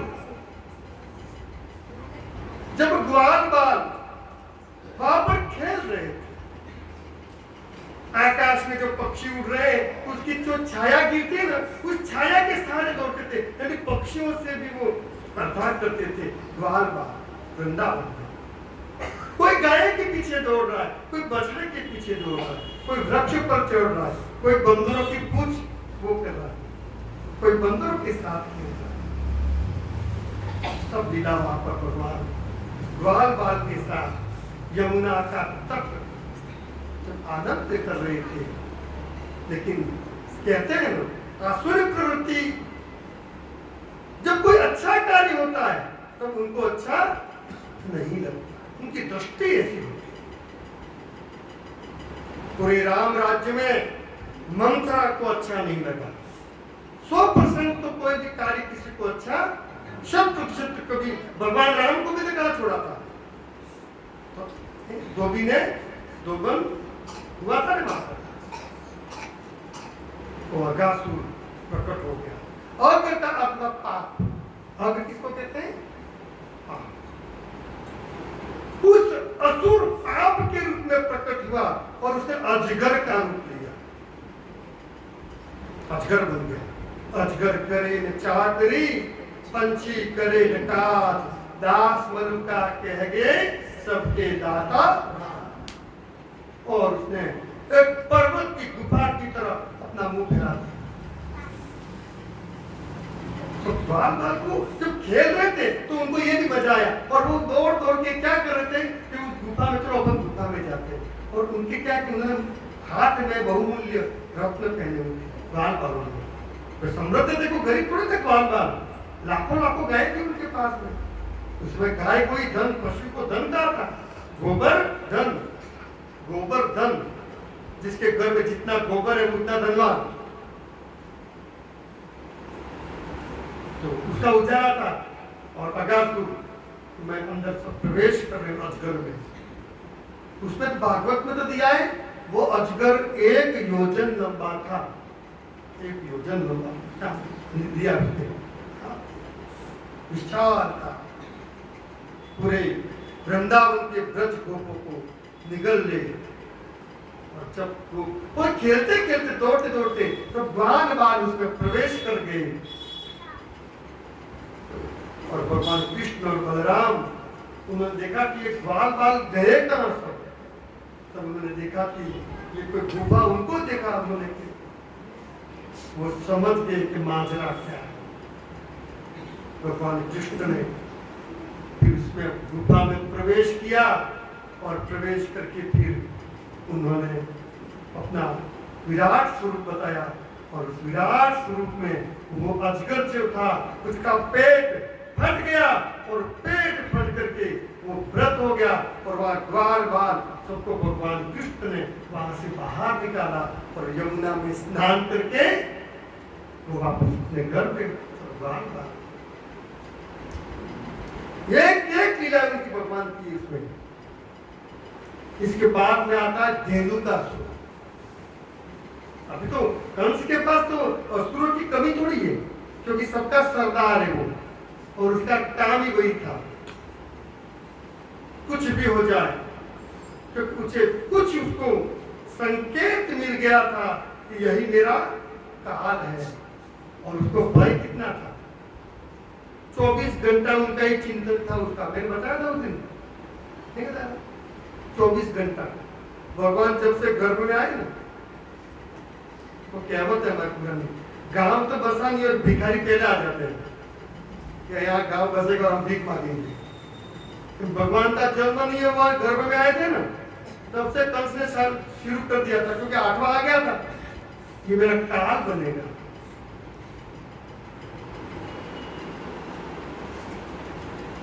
वहां पर धेनुकासुर ने एक गधे का रूप लिया, गर्दभ, और इतना मोटा ताजा गर्दभ था, और सबको, जितनी गायें थी, ग्वाल बाल थे, सबको इतना बिदक गया था, और सबको तितर बितर कर रहा था, परेशान कर रहा था, विक्षेप कर रहा था। गायें चल रही थी, और चलते चलते उस झुंड में घुस जाता, और गायें बिखर जाती थी। भगवान बैठ करके बंसी बजा रहे थे, और बलराम जी उस मस्ती में आ गए थे, उनको इस चीज का कुछ नहीं मालूम। इतने में बार बार दौड़ करके आए कि यहाँ पर कोई उत्पात हो रहा है, और आप यहाँ पर बैठ रहे हैं। तो भगवान कृष्ण ने कहा, अब कौन आ गया? तो कहा कि कोई गधे का रूप लेकर के आया है और हमें परेशान कर रहा है।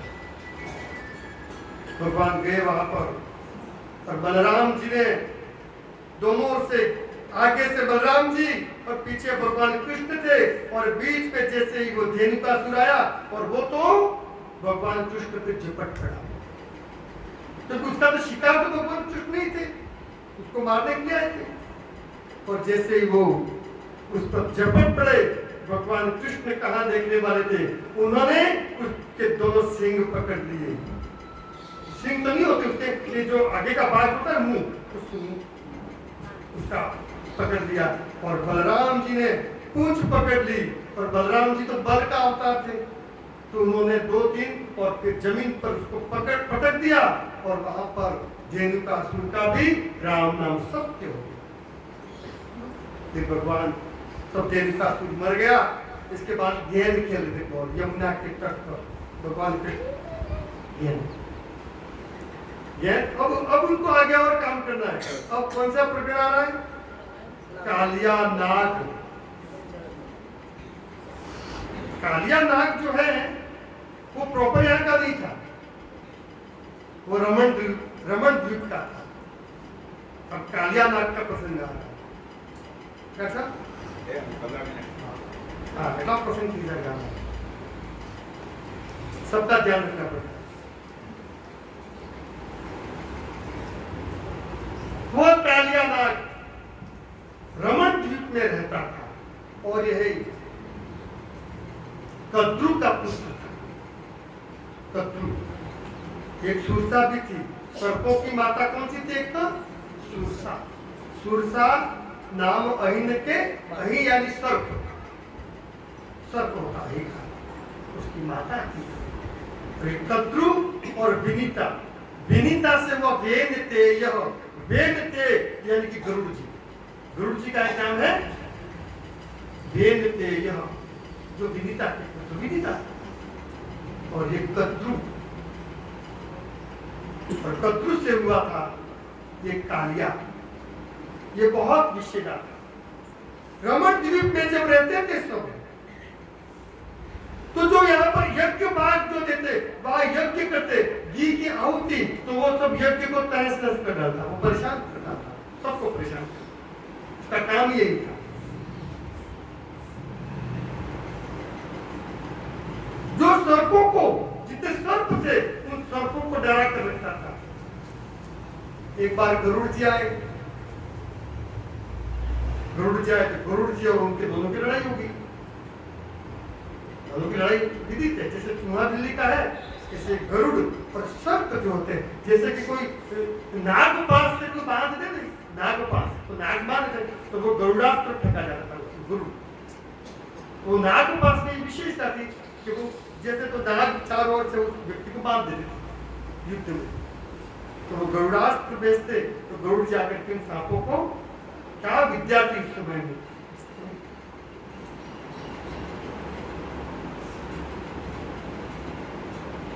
भेंटे, तो सर्प जो था वो उस पर हमला कर दिया गरुड़ जी। और गरुड़ जी कौन थे? भगवान विष्णु के वाहन थे। और भगवान विष्णु ने ही भेजा था, शांताकारम भुजगशयनम पद्मनाभम। मैंने कहा कि ये देखो अब ये उत्पात कर रहा है गरुड़ जी, यहाँ पर मेरे को जाने की आवश्यकता नहीं है, मेरे को जाना पड़ता है, मैं काम कर लेता हूँ, लेकिन ये छोटे मोटे काम तो संभाल करे।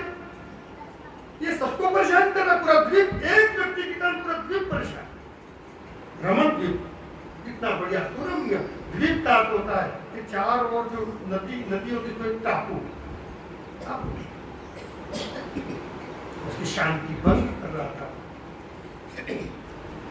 गरुड़ जी से भिड़ गया और उसने अपना विषैला कालकूट विष उस पर छोड़ा गरुड़ जी पे, लेकिन बालन बाका कर सके जा पर कृपा रघुनाथ। जितने तारे गगन में उतने वेरी होए, बालन बाका कर सके जा पर कृपा रघुनाथ की। कुछ नहीं हुआ। गरुड़ जी ने हमला कर दिया, हमला किया, सर्प गायब हो गया। सर्प ने और कालिया ने कहा कि मुझे माफ कर दो, तो उसने कहा कि ऐसे माफ नहीं किया जाएगा, तू यहां नहीं रहेगा, अब मैं गलती नहीं करूंगा। उसने कहा कि देखो तेरा स्वभाव मूल में कैसा है, केसर को क्या रोकियो, केसर को क्या रोकियो, दियो गुलाब को जल, आखिर प्याज ही प्याज। प्याज का जो पौधा होता है प्याज, उसमें केसर का खाद ले, केसर की, और गुलाब जल उसमें डाल दे, गंगा जल डाल दे, तो उसमें सुगंध में परिवर्तन आता है, उसकी दुर्गंध जा नहीं सकती है। उन्होंने कहा कि तेरे को यहाँ नहीं रहना है। फिर वो यमुना में चला गया, यमुना दाह में, दरा, दाह कहते हैं दरा, उस यमुना के दाह में चला गया, वहां पर गरुड़ जी को शाप था। ये तो सब ऐसा है, तो गरुड़ जी वहां पर नहीं जा सकते थे। जैसे वो बाली जो था वो ऋष्यमुख पर्वत पर नहीं जा सकता। प्राणविषेद यदि वे बाली मुर्दा से शब्दा हो गए, जैसे अगर बाली वहां प्रवेश करता है तो उसके सिर के 100 टुकड़े हो जाएंगे। ऐसे अगर ये गरुड़ जी वहां चले गए जहां कृष्ण की लीला हो रही है, भगवान साक्षात भगवान विष्णु ने कहा कि वहां पर तुमको नहीं जाना, वहां पर उनका आदेश नहीं था, और वहां उनकी, और वैसे भी जो पानी के अंदर तो गरुड़ करे भी थे, अभी नहीं सकता, उनको प्रवेश नहीं था। और कालिया का उत्पात था, उनकी गेंद डाल दी अंदर, भगवान ने लीला की, अब इसको भी निकालना पड़ेगा, क्योंकि एक मछली सारे तालाब को और यमुना का जल जो वो विषैला कर रहा था।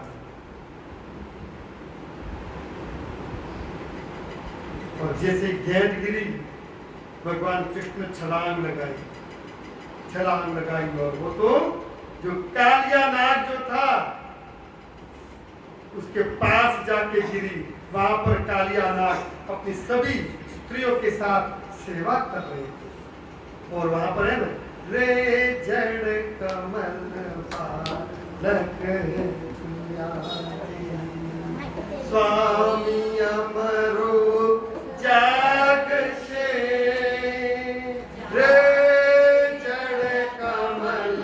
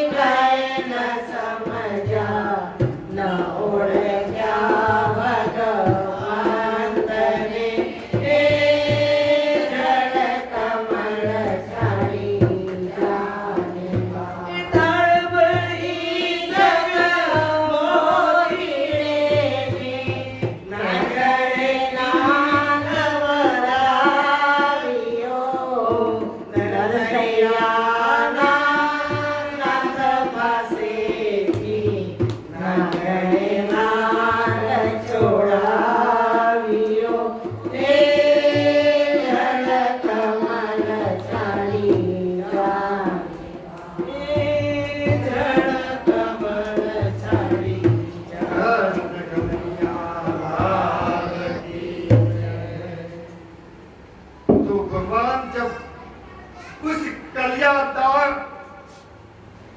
यमुना के दाव में उतरे और सभी नाग कन्याएं जो थी उन्होंने भगवान को समझाया कि आप कृपा करके अब ये सोए हुए हैं, शयन कर रहे थे और हमारे स्वामी अभी सोए हुए हैं, हम आप कृपा करके चले जाओ। तो भगवान ने कहा कि मैं कैसे नहीं जाऊंगा, मैं तो आया ही तुम्हारे स्वामी का उद्धार करने के लिए आया हूं। और जैसे ही थोड़ी हलचल हुई और कालिया की आंखें खोल करके देखा तो उन्होंने भगवान कृष्ण के दर्शन किए।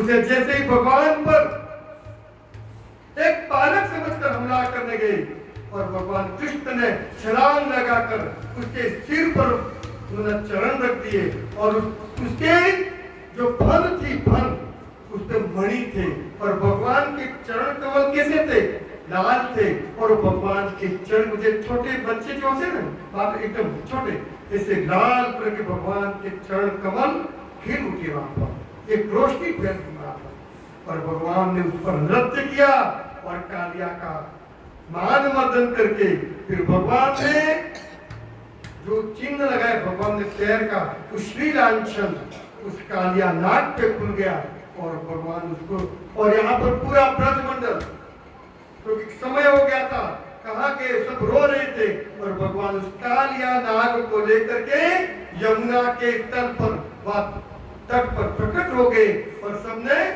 जय जयकार कर दी।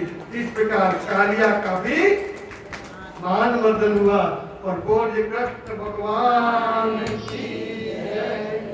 अच्युतम केशवम राम नारायण कृष्ण दामोदरम वासुदेवम हरे श्रीधरम माधवम गोपिका वल्लभम श्री जानकी नायकम श्री रामचंद्रम भजे कृष्णचंद्र देव की जय। भगवान की जय। बोले श्री लक्ष्मी नारायण देव की जय। वशिष्ठ वहां हो तो थोड़ा वॉल्यूम बढ़ा दें।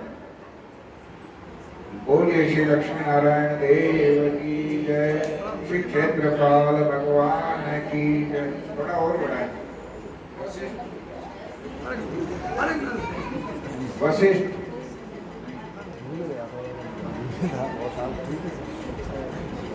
आज 26वें दिन की कथा का यही विश्राम होता है। संदीप जी थोड़ा वॉल्यूम। आज 26वें दिन की कथा का यही विश्राम हो रहा है। अब हनुमान चालीसा का समय हो रहा है। मैं आदरणीय श्री जगदीश जी शर्मा को आमंत्रित करूं।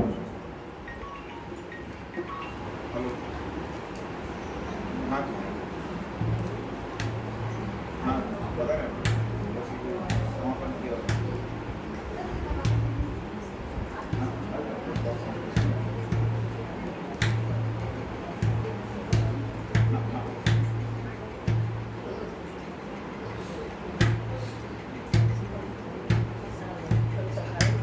मैं जगदीश जी को आमंत्रित करूं, श्री रामचंद्र जी पुरोहित को आमंत्रित करूं, उससे पहले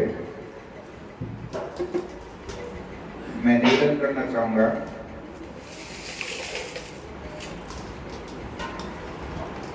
आज का प्रसाद सुश्री प्रांशी भट्ट, डॉक्टर ऑफ मनन भट्ट, नरहरि प्रसाद जी भट्ट, उनकी ओर से आज का प्रसाद हमें प्राप्त हुआ है। प्रांशी अभी बहुत छोटी है, केवल 2 महीने की है और हमारे लिए खुशी की बात है कि इस धर्ममय वातावरण में उसने भी अपनी सहभागिता निभाई है। बहुत बहुत धन्यवाद, बहुत बहुत बधाई और बहुत सारी आशीर्वाद, शुभकामनाएं प्रांशी के लिए। एक बार पुनः प्रांशी के लिए करतल ध्वनि तालियां बजा करके उसका अभिनंदन कराएं कि इस छोटी सी उम्र में भी इस धर्ममय वातावरण को आह्लादित करने के लिए वो यहाँ हम सबके बीच में, भले वो आज अहमदाबाद में है लेकिन हमारे मध्य यहाँ सानिध्य हमें प्रदान कर रही है। बहुत बहुत बधाई, शुभकामनाएं। वीर माता गायत्री से प्रार्थना है कि ऋषि को आयु आरोग्य स्वस्थ रखे, दीर्घायु बनाए और उसको स्वस्थ जीवन प्रदान करे। आज और उन्होंने आज प्रसाद भी यहाँ भेजा है। दूसरा प्रसाद है उदय राम जी पंड्या डम्बोला से, जो कल Kanhaiyalal ji Pandya State Bank of India के मैनेजर थे सागवाड़ा में, उनके छोटे भाई हैं उदय राम जी पंड्या डम्बोला, उन्होंने भी प्रसाद भेजा है। अब आगे निवेदन करना चाहूंगा, पोथी पूजन की आरती के लिए हनुमान चालीसा का पाठ जैसे ही हो जाए आरती के लिए निवेदन करूंगा। श्री जगदीश जी प्रभाशंकर जी भट्ट, श्रीमती वसुमती बेन पंड्या, शांति Ben Bhatia, Lakshmi Ben Arjun Lal ji Bhatt, Lakshmi Mathura Ben Jawahar जी भट्ट, रेखा बेन ओम प्रकाश जी भट्ट, आशा व्यास दामोदर जी व्यास, पुष्पा बेन भरत जी सोनी, माया बेन मेहता, लक्ष्मी बेन नांदूराम जी कलाल, पुष्पा बेन कचरू जी रावल, नीरज दीक्षित, सुधेंदु बेन दीक्षित, सुधेंदु बेन भट्ट, धर्मेंद्र जी भट्ट, सीमा बेन रामचंद्र जी भट्ट, सीमा बेन रामचंद्र जी पुरोहित, सुधा बेन द्विवेदी, रविशंकर जी भट्ट, लता बेन भट्ट,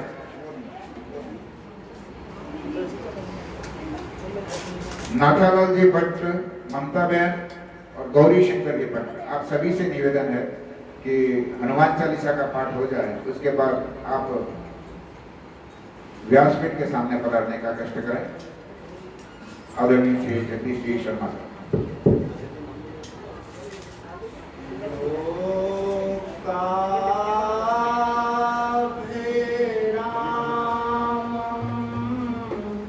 राम